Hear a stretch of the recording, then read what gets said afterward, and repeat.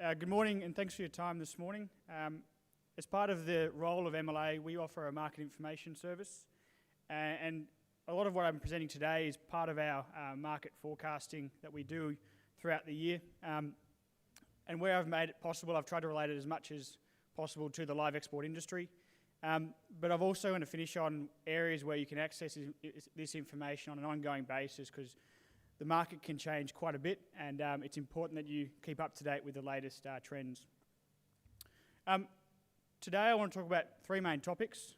Firstly, I want to look at the Australian sheep flock, and in particular the WA sheep flock. And then I want to look at global sheep meat demand growth around the world. I want to look at specifically the cattle herd, and as we move into this post-drought recovery, and I want to look at the trends across Australia, because it's not going to be a consistent recovery north, south, east, west. And I want to look at where the cattle are at the moment and where we're expecting them to be over the next few years. Then I want to finish on our developing markets. There's huge growth potential out there for Australian beef and cattle and sheep meat, but we're not alone. There's a lot of competition out there, particularly from the likes of the US, Brazil and India. So firstly, just quickly on the weather, and this has been a huge driver of supply across both sheep and cattle over the past few years. That huge drought across 13 through 15 took a lot of cattle and sheep out of the system. 2016 wasn't too bad. Across Australia, it was mostly average to above average rainfall, but for parts like Queensland, this really wasn't enough to really kickstart that herd rebuild that the state really needs. 2017 hasn't been all that flash. Some parts have had okay seasons, probably most notably Victoria, but a lot of the countries had pretty much below average or average rainfall at best. Of late, I suppose we've seen a bit of rain in New South Wales and Queensland, but for most of the year it's been pretty dry. Then looking at the forecast, the next 3 months are fairly neutral, or slightly above or below depending on where you are. But the BOM are still forecasting a 50% chance of a La Nina forming over this summer.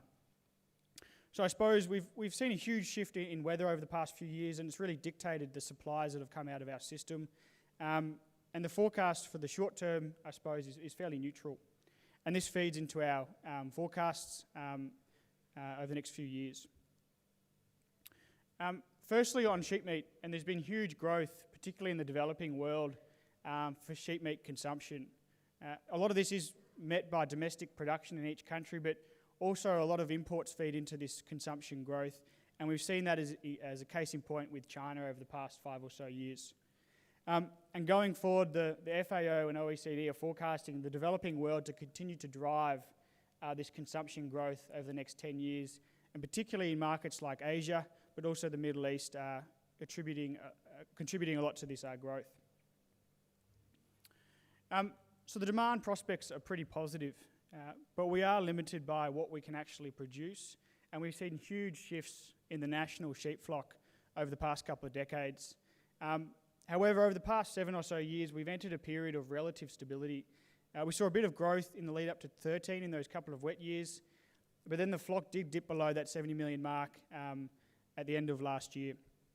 But looking forward, we're expecting a bit of a recovery, and that's really on the back of survey responses of sheep producers around Australia and them reacting to those really strong wool and mutton and lamb prices over the past 12 months. But we are constrained by what we can expand, firstly on weather, but also with the infrastructure that's been taken out of the industry and producers that have left. It will cost a lot, and prices will have to remain fairly high to really see these numbers increase significantly. So this is the national flock, but in terms of WA, it's been a fairly similar trend. And this is particularly important for the live export industry because now the bulk of exports come out of the Western Australian sheep flock. So this green line here is the WA sheep flock over that same period. We did see a bit of a recovery in the lead up to 2013, but it did come back afterwards in those dry southern years. And this is the single biggest driver in terms of what we can actually export on a boat. So over this period, live exports out of the West have pretty much halved from about 4 million in the late 90s and early 2000s, now around that 2 million head mark. and it's purely because we don't have the supply of surplus merino wethers to export. But it's not just the case for live exports as well. The mutton kills come back in the west by a similar degree, so it's an overall issue around supply. But over this time, we have seen a transition in the sheep flock. More so than ever, we're producing a lot more prime lamb, so much so that last year's Western Australian lamb crop was at a record level. So even off an all-time low base, we can still produce a lot of prime lamb. But overall, you can see the number of head we're turning off this system is drastically lower than what we had in those 2000s. For the sheep meat side, though, this is partly mitigated by ever-increasing carcass weights at both the sheep and lamb level. So overall, we are limited by the amount of supply that we can produce. And this is really driving prices at the moment. So here we've got the Western and Eastern trade lamb indicators, and pretty much since 2013 we've seen pretty good price rises. But it's not just Australia. Here we've got the Kiwi 17 kilo trade lamb indicator as well, and they've also followed a fairly similar trend. Between the years they follow their own seasonality, but overall both countries, which are the two key lamb suppliers to the world, have followed this similar trend, and it's really coincided with the emergence of China in 2013 as a new buyer on the global marketplace. So lamb prices are at close to record levels, and it's also the case in live export wether prices too. This is the sale yard live export wether in the west, and we saw that previous price surge in the lead up to 2011 when we saw about 500,000 head lost in the western sheep flock. We hit that dry spell over those few years, but subsequently we've seen a resurgence in export prices. So across both sheep and lambs, we're at this level where we haven't really played much in before. But that is also problematic because we've ultimately got a very limited pool of surplus sheep, and those sheep are very expensive. So in terms of our export markets, it's the case that a lot of our key countries have been priced out of the market. And the Middle East is our biggest region we export to, but there's a huge spread in incomes across this region. So given that we have such expensive livestock, it's no surprise that the top 4 per capita most wealthy countries in the region now account for about 80% of our sheep exports. This is GDP per capita in green in 2017 and the forecast for 2021. So there is good income growth prospects in this region, particularly Qatar. And that's also been supported over the past couple of years by the big infrastructure projects in this country and in the lead up to the World Cup in 2022, and a lot of the additional migrant labour that's come into the country to build these projects. So ultimately we are limited by supply in what we can export on a boat in terms of sheep. But we have seen a bit of a transition and ability to adapt to meet this growing demand in the Middle East for sheep meat through what we can actually send. So these red bars here are the annual live export trade to the Middle East, and in green bars is the equivalent growth in the bag trade, whole carcass trade to the Middle East. And we've seen this growth in carcasses, mostly air freighted, particularly out of the West, directly into the Middle East. And it's somewhat compensated or complemented that demand in the region. It's not necessarily replacing the same animals through a different pathway, because a lot of these carcass trade components are made up of lambs, and a lot are coming out of the East Coast as well. I don't think it's necessarily going to mean that we can replace the live export trade, because so many customers in these markets require a freshly slaughtered animal, and they particularly want those at religious festival times of the year. Lastly, on sheep, I first wanted to touch on China, and we've seen huge growth in the sheep meat trade to China over the past few years, which is dominated by us and New Zealand. China is the biggest world producer in sheep meat. They've got the biggest flock, but they've just been unable to produce enough to meet their local demand. So since 2012, we've seen a huge growth in imports in sheep meat into this country. So the new protocol signed between the Australian and Chinese governments is promising for the development of the sheep slaughter and feed trade, And the demand is there. They want sheep meat, but I suppose it's going to be up to the market to decide whether that's on a boat or in a box. On to beef and cattle. We've seen huge changes in the national herd over the past few years. We hit drought in 13, 14 and 15 and effectively took an extra 2.5 million head of cattle off the top of the national herd. In 2016, we anticipate the herd would have bottomed out, and we've seen some signs that producers are expanding their local herds, but there's huge differences across regions in Australia. There's a big deficit of cattle in Queensland still, which I'll touch on next, while parts of the southeast are providing some signs of a recovery. But if we are able to assume average seasonal conditions, and that is a pretty a big assumption given Australia's weather volatility, but if we assume those conditions, we are expecting a recovery over the next 5 years.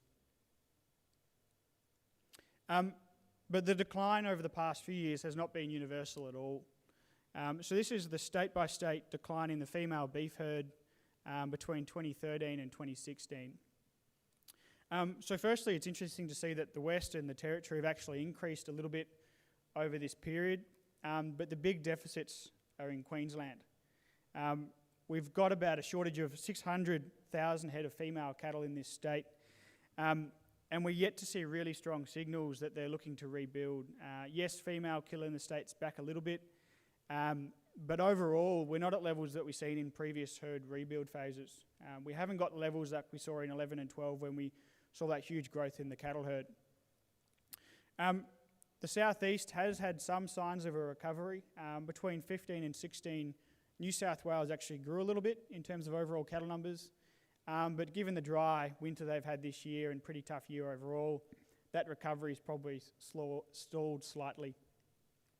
Well, the rest of the southeast are showing signs of a recovery with lower female kill numbers overall. But the main point here, I think, to make is that there's a huge deficit of cattle in Queensland still, particularly of breeder females. And if we do see a really strong break in the state this summer or next year, there will be extremely strong demand for breeder cattle or storing young cattle in that state. Particularly if the likes of Indonesia is also trying to pull breeder cattle out of the north. Another way we can break down the herd is on a regional basis, and this is important for the live trade to China.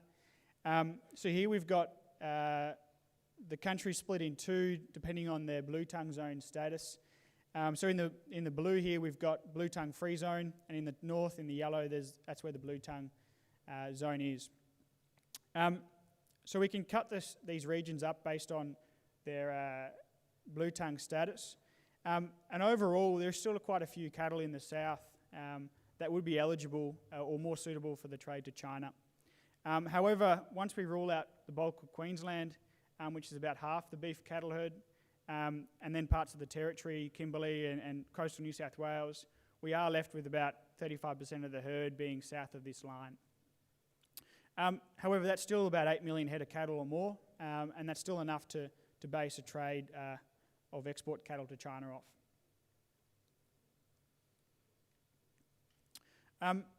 So based off our herd forecasts and the availability of cattle over the next few years, we've got a live export forecast. But the big thing to note here is these 3 years in 13, 14 and 15, 14, 15 and 16, were exceptional years. They were in a period where we'd just come through a huge herd rebuild and we had a surplus of cattle that we could quickly liquidate. Add to that, we also had the Vietnam market open and we saw an explosion of cattle to Vietnam as well. So far this year, we've seen a fairly big contraction in live export cattle numbers. We saw a similar contraction the year prior for slaughter cattle. But overall, we are expecting numbers to return in the longer run as that herd recovery comes through. I think the big if will be if we see a herd rebuild in Queensland, that'll dictate the rate of this recovery, and it could be faster or slower. But overall, if we ignore those 3 exceptional years, we are returning to numbers that we've typically seen over the past decade or so. So what's all this mean for pricing? So here we have three indicators for Australia. The dark green is the Darwin export feeder steer indicator. And then in the light green, we've got the Queensland domestic feedlot feeder indicator and also the one for Victoria. So right across Australia, north-south, we've seen this huge lift in pricing. And they've correlated reasonably well, but we have seen periods where they've diverged. But pretty much between 13 and 16, we've seen a doubling of cattle prices across Australia. They've come back a little bit over the past 6 months in the south, but they've kicked up a little bit more over the past few weeks with that bit of rain. The other thing to point out here is we did see a divergence in the past 6 months where live export prices remained fairly stable with where they started the year, while the southern indicators started to ease off. But they've again started to close up with the south catching up to the north. So overall, I'll touch on this in a bit more detail next, but overall, selling expensive cattle to the world market is problematic, especially at a time when the global marketplace has cooled off a little bit. And there are a range of challenges in our export markets, but I suppose the fundamentals for demand growth are out there. So one measure of demand growth for beef that we consider is looking at the amount of consumers that can actually firstly afford beef, and in particular, given the price of Australian cattle, can afford Australian beef or cattle. So one good metric we use is incomes or household incomes in excess of $35,000 a year. Once you get past this point, you can consider start purchasing beef. And there are really strong growth prospects in Asia in particular that are going to put us in a good stead to soak up some of the additional beef on the global market. So for instance, China is expected to double the number of households in this income bracket to 16 million, and similar trend across most of Southeast Asia, where these regions are expected to pretty much double, particularly the likes of Indonesia, Malaysia, Vietnam, and the Philippines. So overall, this income group is going to increase to about 7 million head, which is pretty much double of where we currently stand. And it's not just the Southeast Asian markets, also MENA. They've also expected to increase quite considerably over the next few years. So overall, there is this demand growth that we're seeing driven by income. However, there are a range of challenges for us, and these have particularly increased over the past 2 years. So while we've had a cattle market that's been supported by tight supply, the global market has shifted, and that's primarily been underpinned by the US. So the last couple of years, the US has been increasing production, and they are the world's biggest producer, so this has ripple effects around global markets. And more so with box beef and less so with cattle, but they are exporting more and more product, and next year they're expected to increase exports by about 4%. And this is particularly problematic in markets like Japan and Korea, where we currently send a lot of boxed beef. Another major exporter on the global market is India. They export a lot of Indian buffalo meat, and we've seen over the past few years huge growth in exports coming out of India. This is primarily targeting cheaper commodity markets, mainly in Southeast Asia and the Middle East. But we do have some overlap with our products, particularly in terms of live export cattle. So you can see here their biggest markets are Vietnam. About 80% of that does get re-exported to China, but also the Middle East, Malaysia, and we've seen growth in product going to Indonesia. And it doesn't look like much, but this blip of exports can account for about 370,000 head of cattle in the market, or it's about 10% of the total beef supply. That's not necessarily going to replace imported feeder cattle. It's also competing with their own local cattle as well. Also, in terms of Indonesia and Indian buffalo, we do need to be mindful of where we are sitting at a price point. We've seen cattle prices out of Australia double over the past 3 years, but the local wet market price in Jakarta hasn't increased by the same magnitude. So this does make it difficult for trading conditions. We just haven't seen the costs passed on into Indonesia. And it's particularly the case when we can see Indian buffalo entering the market at an even cheaper rate as well. Lastly, from a competitor point of view, Brazil's the fourth, not the fourth, but one of the other four major exporters in the world of beef. And typically we haven't had a huge amount of overlap in terms of cattle or beef exports with Brazil. But since around 2013, we've seen a huge increase in their product entering Hong Kong and China, which is this blue wedge in this chart here. Previously to this, we didn't operate too much in the same markets.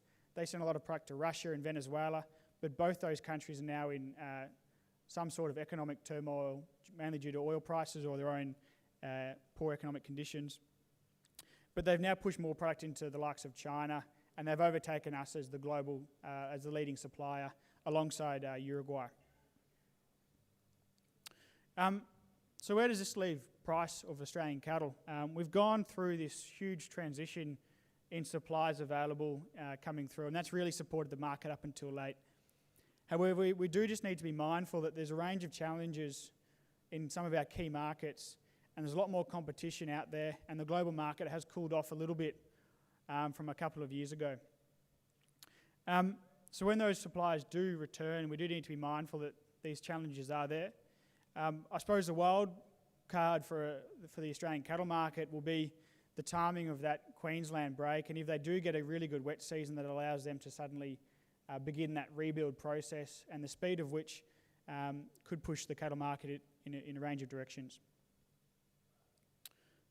I've touched on a lot this morning, and there's a lot to keep on top of, so I'd encourage you to subscribe to a couple of MLA publications. Firstly, we've got the Prices and Markets newsletter, which is a weekly publication with the latest trends and data.